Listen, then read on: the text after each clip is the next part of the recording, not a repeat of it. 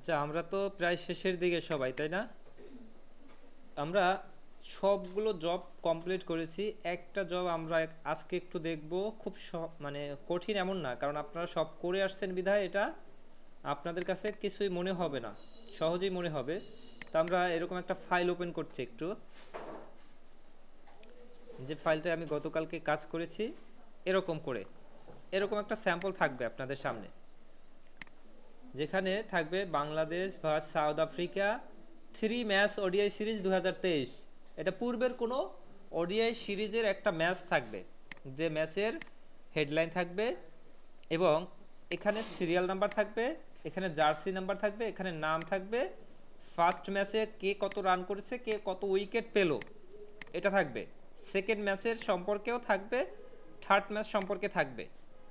এখানে এই ইনফরমেশনগুলো দেয়া থাকবে, এইটুকুই।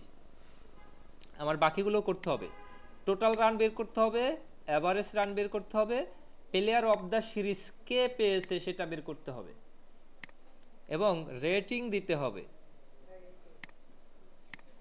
রেটিং আমরা জানি রেটিং কেন দেয়, 3 স্টার 2 স্টার 4 স্টার এরকম যে রেটিং কেন দেয়, এটা যে ভালো খেলে তার রেটিং 3 স্টার বা 4 স্টার বা 5 স্টারে যায়, যে খারাপ খেলে তার রেটিং থাকে না, যে মোটামুটি খেলে তার 1 স্টার বা 2 স্টার থাকে। রেটিং তো বুঝি আমরা, আমাদের এখানে রেটিংয়ের কাজটা করতে হবে। তো আমাদের কাছে এখন কঠিন মনে হতে পারে, কিন্তু আমরা যদি করা শুরু করি আমাদের কাছে কঠিন মনে হবে না। আমরা এখানের স্টেপগুলো একটু দেখে নিব। প্রসিডিউর স্টেপ বলতে এই যেমন এই কাজটা করতে গিয়ে কোথায়, এই কাজটা করতে গিয়ে এই যে স্টেপগুলো এরকম, তো এটার ক্ষেত্রেও কিছু স্টেপ আছে। এটার ক্ষেত্রে কিছু স্টেপ আমি এখানে লিখে রেখেছি, আমি এই স্টেপগুলো একটু নিয়ে যাই ওপাশে।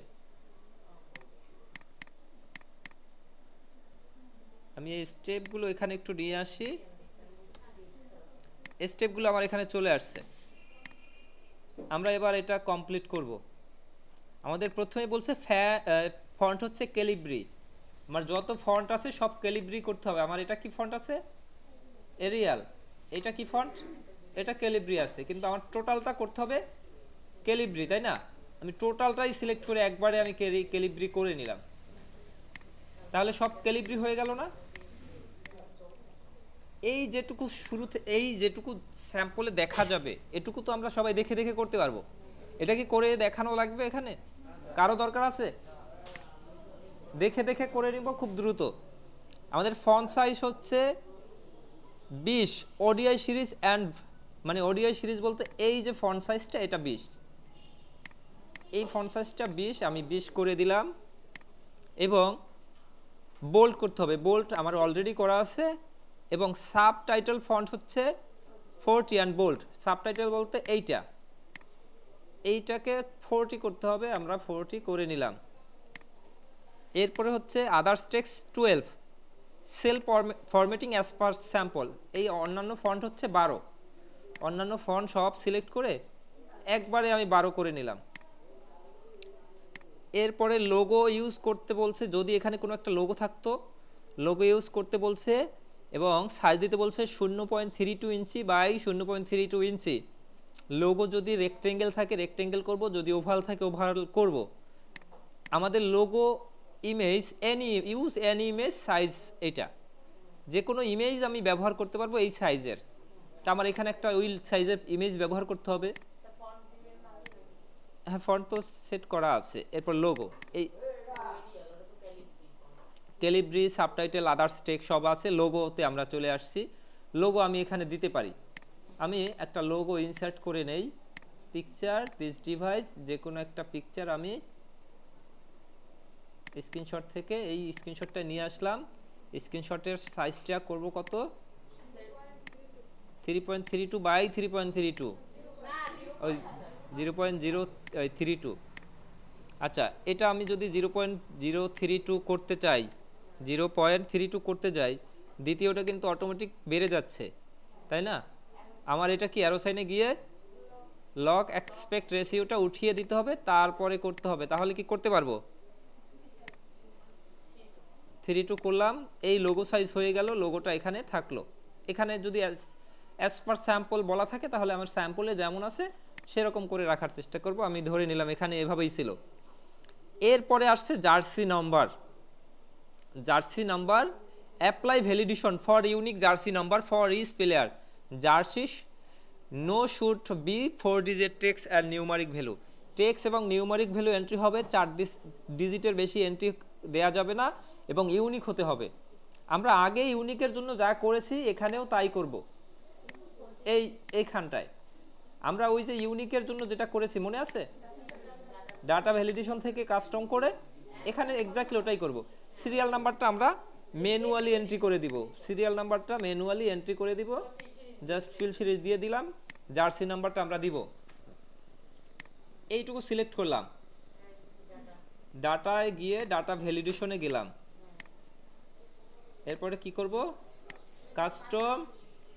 এরপরে আমরা এটা সবাই জানি তাই না, সবাই জানি এটা নিয়ে।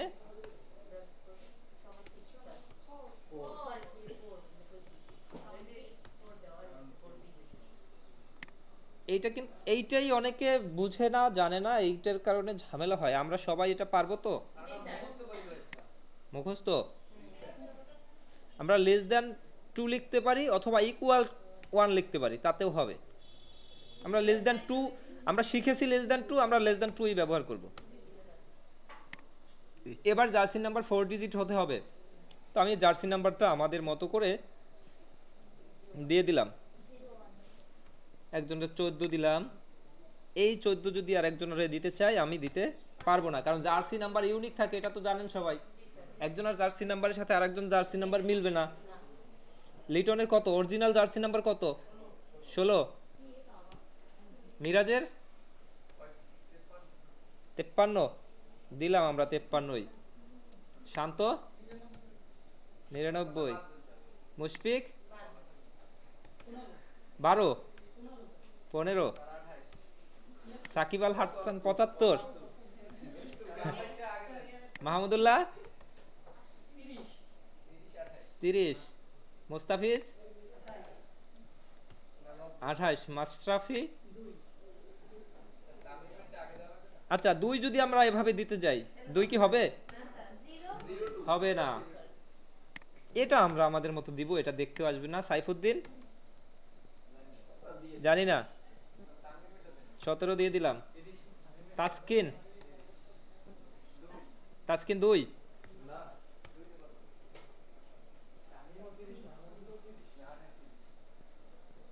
দিয়ে দিলাম। 32। তামিম কত, 30 দিয়ে দিলাম। 30 মাহমুদুল্লাহ আছে, হবে না, মাহমুদুল্লাহকে চেঞ্জ করে 28 করে দিলাম। 28 নিচে আছে মুস্তাফিজের। এই যে ইউনিকটা, এইটাই মূলত করার জন্য এটা করা। একই সংখ্যা 2 বার ব্যবহার করা যাবে না। আচ্ছা আমাদের জার্সি নাম্বার দেয়া শেষ, নাম আগে থেকে ছিল যা তাই আছে, রান কে কত করেছে ফার্স্ট ম্যাচে, কে কয়টা উইকেট পেল সেটা আছে, সেকেন্ড ম্যাচে কে কত রান করলো সেটা আছে, থার্ড ম্যাচে কে কত রান করলো এটা আছে, সাথে উইকেটগুলো আছে।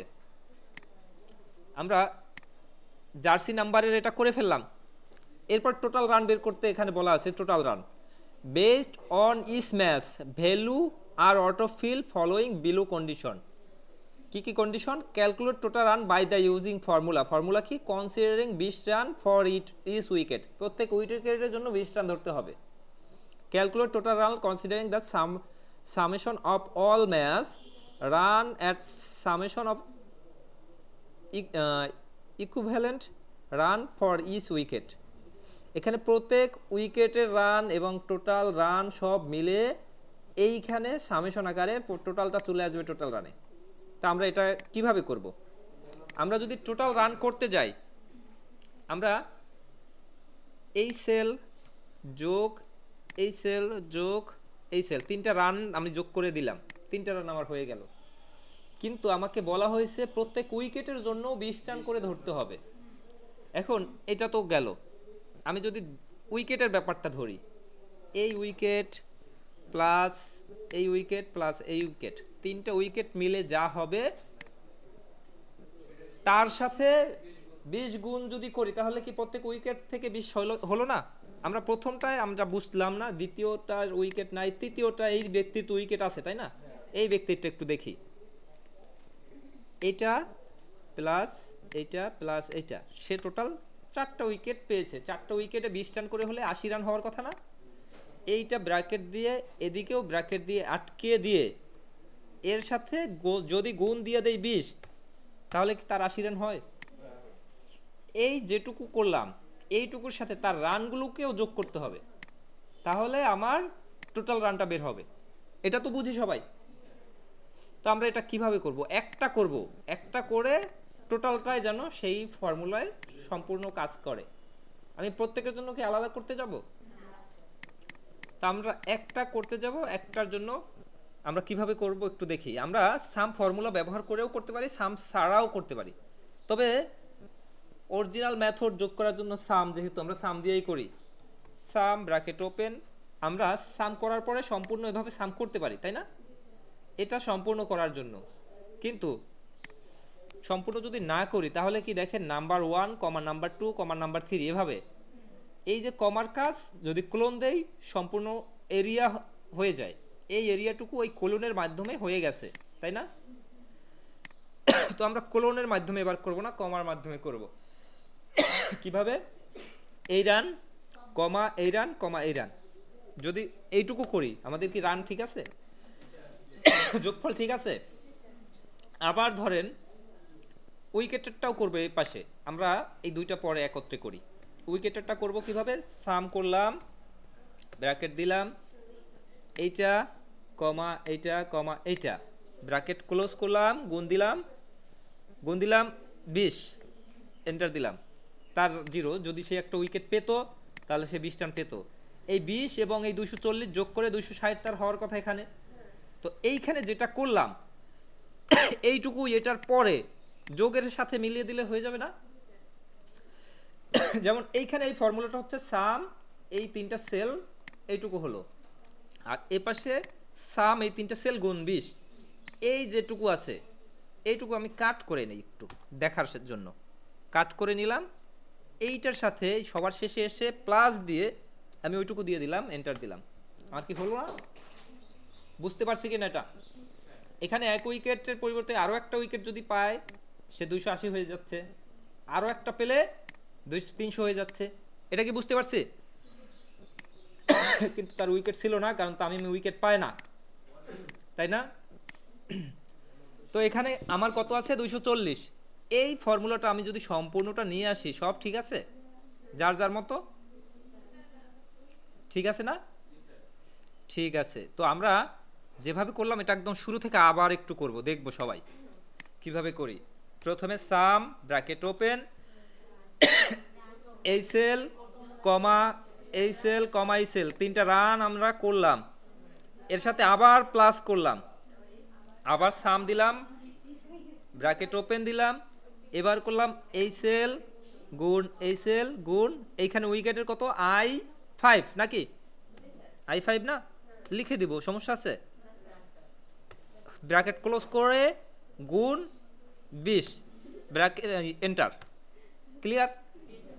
সবাই বুঝতে পারছি? আমার টোটাল রান বের হয়ে গেছে। টোটাল রান বের হয়েছে না? আচ্ছা, এরপরে টোটাল রানের পরে অ্যাভারেজ রানের একটা ব্যাপার আছে, তাই না? অ্যাভারেজ রানটা কিন্তু টোটাল রানের পরে নাই, টোটাল রানের পরে আছে player of the series. Average run তার পরের লাইনে চলে আসছে, তাই না? তো সমস্যা নাই, আমরা তার পরের লাইনেরটা আগে করি একটু। কোনো সমস্যা আছে?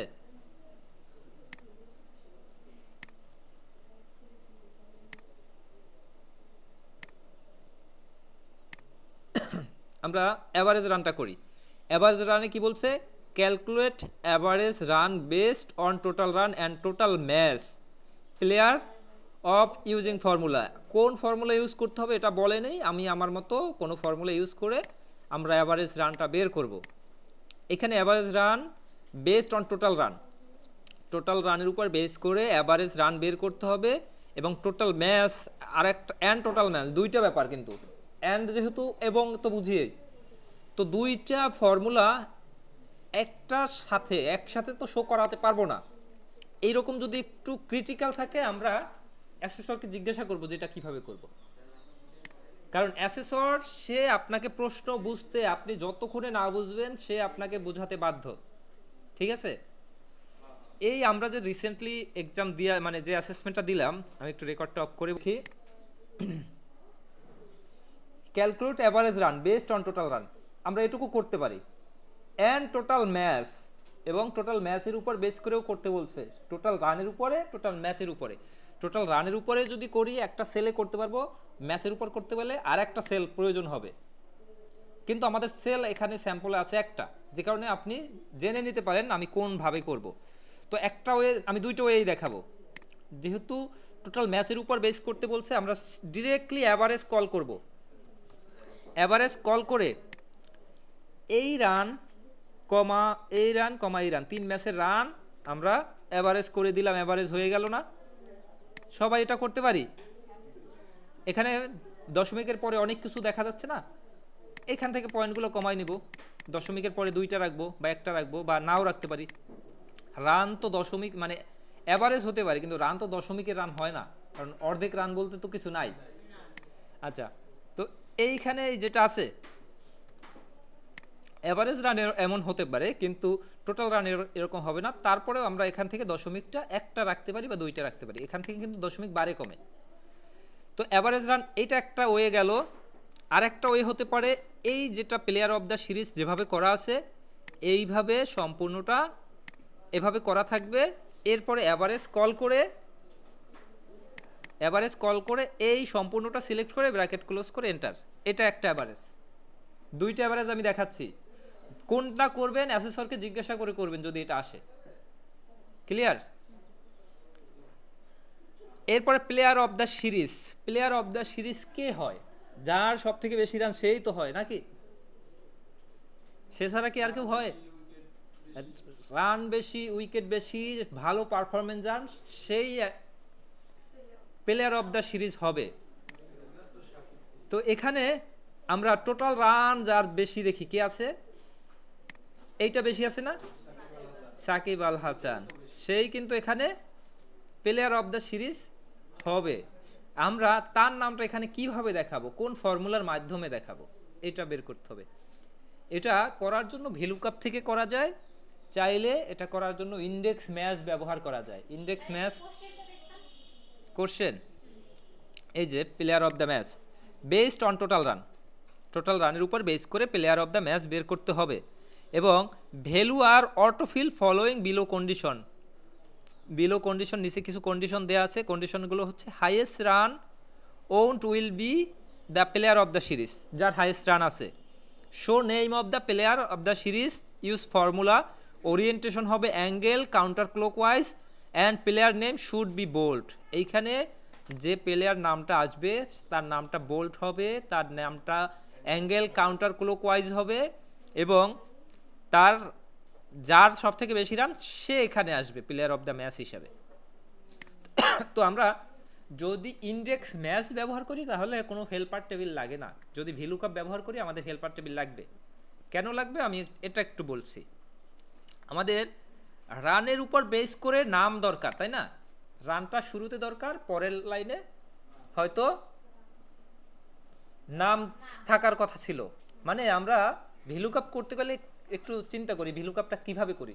আমরা যেটা লুকআপ করি সেটা সবার বাঁ পাশে রাখি, এরপরে ডান পাশে যা থাকে সেটা কলামে দিয়ে আমরা রাখতে পারি। কিন্তু এইখানে দেখেন কি আছে, রান আছে ডানে, নাম আছে বামে, তাই না? নামটা বামে আছে, তাই তো, নামটা বামে রান ডানে। তো আমরা রান দিয়ে খুঁজবো নাম, তাই না? যার রান বেশি, কার বেশি, তাকে খুঁজবো নামটা। তো নামটা আমার ডান পাশে থাকলে আমি পারতাম সহজে, কিন্তু নামটা আছে আমার বাম পাশে, তাই না? যে কারণে আমার এটার জন্য হেল্পার টেবিল নিতে হবে। হেল্পার টেবিল কিভাবে নেব?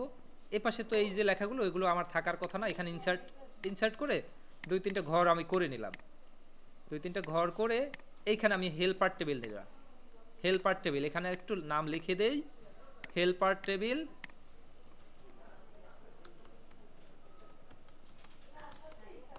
হেল্পার টেবিল এইখানে লিখলাম প্রথমে রান, এখানে লিখলাম নাম, টোটাল রানটা লিখি, টোটাল রান এবং সেই অনুযায়ী নাম, এটা একই ফর্মুলা রেখে এইটুকু আমি প্রয়োজনে একটু বর্ডারও করে দেই। এই যে রান, এই টোটাল রানটাই তো এখানে রান, তাই না? এইখানে কিন্তু সব ফর্মুলা দেখেছেন না, এখানে সব ফর্মুলা। আমরা যদি এইটা কপি করি এইখানে পেস্ট করি তাহলে কিন্তু ভুল আসবে, কারণ এখানে ফর্মুলা কিন্তু অন্য কিছু হয়ে গেছে, তাই না? যে কারণে এটা কপি যদি করে আনি তাহলে কপি করে এখানে ভ্যালু পেস্ট করতে হয়, ভ্যালু, এই যে 1 2 3 এটা হচ্ছে ভ্যালু, এটা গেল একটা ওয়ে, ভ্যালু পেস্ট করতে হয়। মনে করেন আমরা ভ্যালু পেস্ট করলাম, ঠিক আছে, সমস্যা নাই। নামটাও কপি করে আনতে হবে এখান থেকে, এইটুকু কপি করে আনলাম, তাই না? এখানে দিয়ে দিলাম। তো রান দিয়ে নাম খুঁজবো, আমরা কি সহজে পাবো? এখানে যে বেশি রান তাকে আমি লুক আপ করবো, যার বেশি রান তাকে লুক আপ করবো, তার থেকে তার নামটা খুঁজে বের করব। এখন আমি লুক আপ করতে গিয়ে বেশি রান এইটা সরাসরি আমি ধরবো না, বেশি রান তো অন্য কারও হতে পারে। এজন্য আমরা একটা ফর্মুলার ভিতর আর একটা ফর্মুলা একটু অ্যাড করব, একটু দেখবেন সবাই কিভাবে করি। Just V look up, V look up তো সবাই কল করতে পারি। Look up value, look up value এইখান থেকে যে কোনো একটা লুক আপ ভ্যালু হওয়ার কথা, কিন্তু আমি চাচ্ছি এখান থেকে সব থেকে বেশি রান যেটা সেটা লুক আপ হবে। তা আমরা বেশি রান বা বেশি কিছু বের করতে পারি কিভাবে? ম্যাক্স ফর্মুলা দিয়ে বের করতে পারি না? আমরা ভ্যালুকাপ লিখলাম, লুকআপ ভ্যালুতে দিলাম ম্যাক্স, ব্র্যাকেট ওপেন দিলাম, এইটুকু ব্র্যাকেট ক্লোজ করে দিলাম। আমার এখান থেকে ম্যাক্স নাম্বারটা বের করে দিল সে, তাই না? ম্যাক্স নাম্বারটা বের করে দিল, সেটা যেটাই হোক, কমা, সেটা খুঁজবে এই টেবিল থেকে।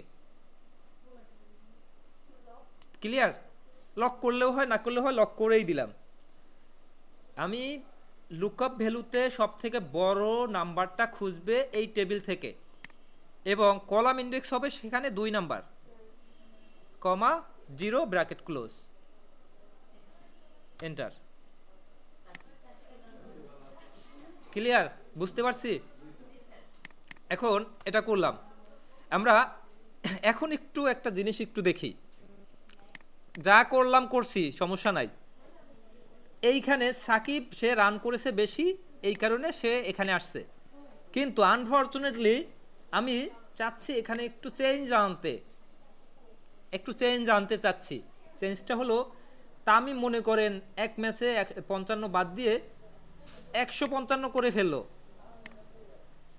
এবং লাস্ট ম্যাচে 75 বাদ দিয়ে মনে করেন 130 করে ফেললো। তাহলে তামিমের রান বেশি না?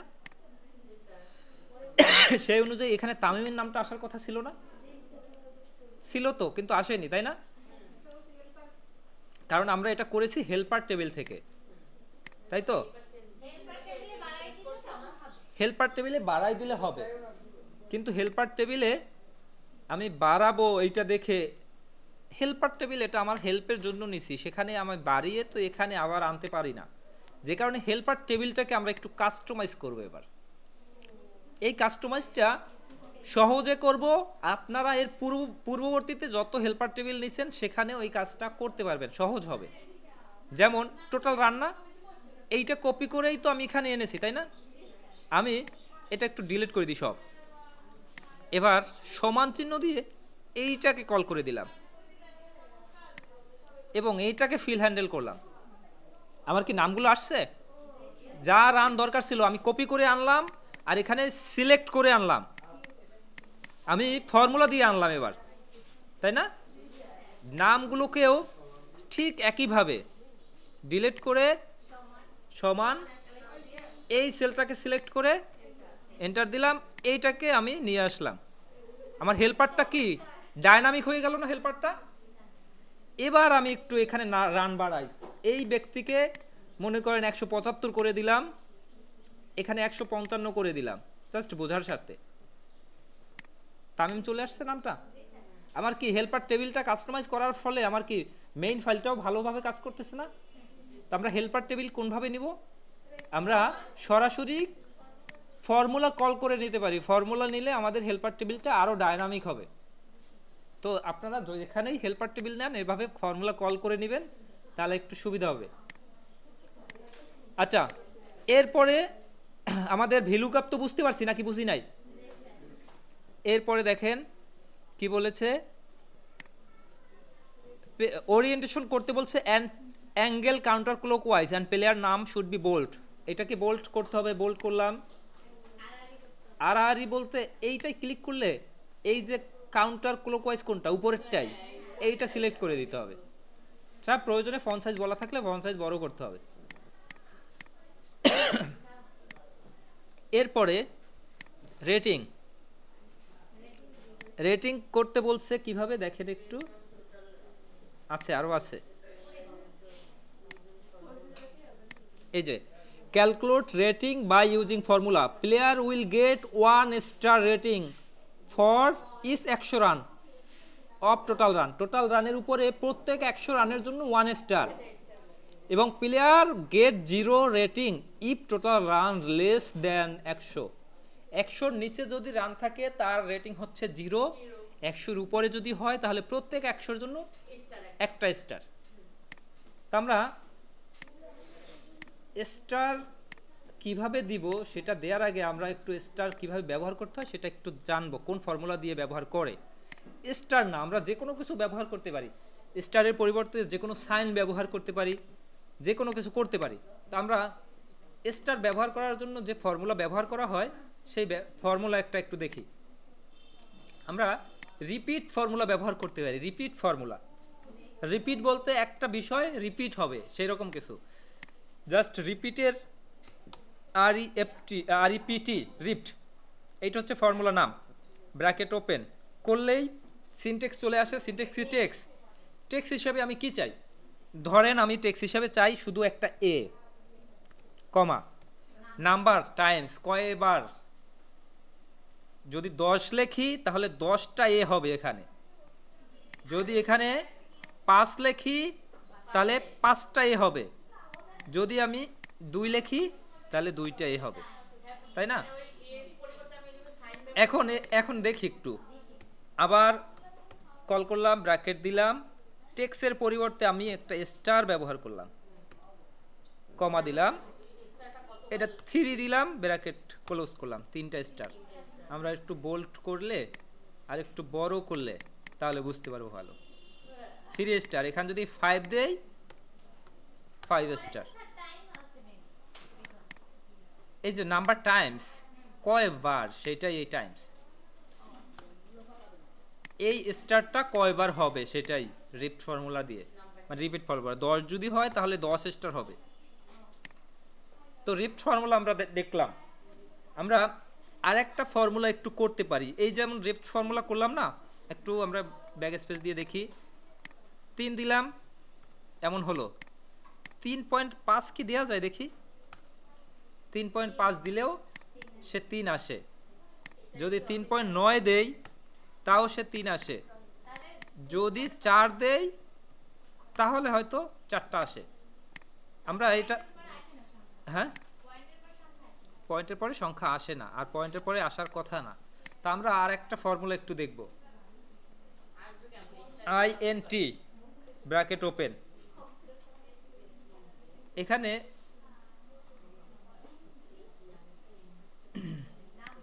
এই সেল কল করলাম, এই সেল না, অন্য কোনো সেল আমি একটু কল করে নেই, এই সেলটাই কল করলাম, ব্র্যাকেট ক্লোজ দিলাম, এন্টার দিলাম। এই সেলে আমি লিখলাম 18.9, আমার এখানে দেখালো 18, এখানে 18.1 লিখলাম, তাও 18 দেখালো, এখানে 18.589 যা মন চায় লিখলাম, তাও এখানে 18 দেখালো, তাই না? কারণ হচ্ছে আমার দশমিকের পরে কিছু থাকলেও সেটা দেখাবে না ওই ফর্মুলা দিয়ে, এটা হচ্ছে INT।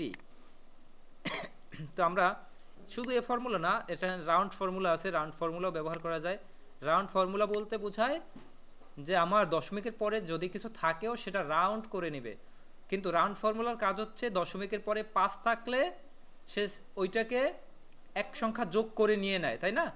আমরা অঙ্কতে করলাম না যে দশমিকের পরে যদি দুইটা সংখ্যার পরে যত থাকে সেটা 5-এর উপর হলে একটা সংখ্যা এখানে যোগ করে দিয়ে দেই, রাউন্ড ফর্মুলা কাজ করে সেভাবে। কিন্তু এই ইন্ট ফর্মুলা যেটা আইএনটি, এটা ওভাবে কাজ করে না, এটা মানে দশমিকের পূর্বে যা থাকে তাই দেয়। তো আমরা এই দুইটা ফর্মুলা নিয়ে এই রেটিংটা করব। তো রেটিং করতে গেলে আমরা একটু দেখি কিভাবে করে। ইফ কল করলাম, ব্র্যাকেট ওপেন দিলাম, টোটাল রানের উপর বেস করেই তো হবে। এই সেল যদি 100-র নিচে হয় তাহলে কি হবে? তাহলে কিছু হবে না।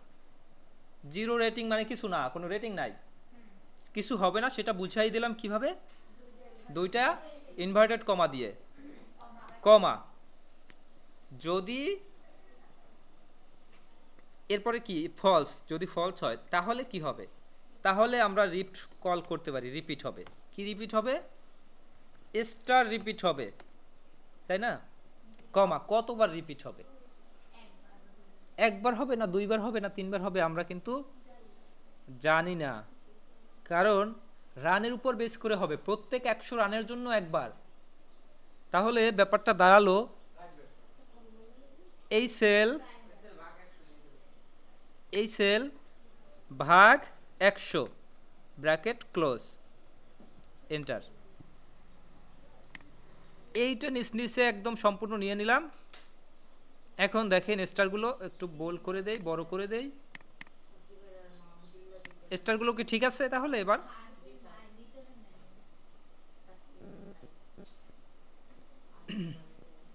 এই রেটিংটা কেউ বের করতে পারে না সহজা, এইটা নিয়ে ঝামেলা হয়, এবং প্লেয়ার অফ দ্য সিরিজটা বের করতে পারে না। কারণ এটা হঠাৎ করে যদি আসতো আপনারা কেউ পারতেন না, তাই না? তা আমরা প্রশ্ন দেখলে এবং সেই প্রশ্নের প্রসেসগুলো ফলো করলেই আমরা সব করতে পারবো। এখানে আপনারা একটা মাত্র নতুন বিষয় দেখলেন, সেটা হচ্ছে রেটিংয়ের রিপিটটা খুবই সহজ, জাস্ট রিপিট কল করলেই হয়। রিপিট ব্র্যাকেট ওপেন, কোনটা রিপিট হবে সেইটা, কমা কতবার। এই বারটা নির্ভর করবে রানের উপর, তাই না?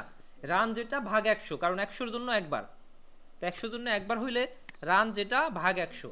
তো এটা একটু আবার দেখি, আমরা আবার একটু দেখি। ব্র্যাকেট ইফ ব্র্যাকেট ওপেন, এই সেল যদি 100-র নিচে হয় তাহলে কিছু হবে না, কমা যদি 100-র উপরে হয় তাহলে কি হবে সেটা এখানে লিখতে হবে। তাহলে রিপিট হবে। কি রিপিট হবে?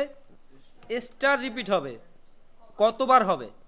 নাম্বার কতবার, সেই বারটা করব এই সেল ভাগ 100 দিয়ে, কারণ 100-তে একবার, তাই না? ব্র্যাকেট ক্লোজ, ওই নিয়ে নিছে। এইটুকুই আমার কাজ, যার যত স্টার সেটা কিন্তু দেখাচ্ছে। স্টার নেই কার? লিটনার স্টার নাই।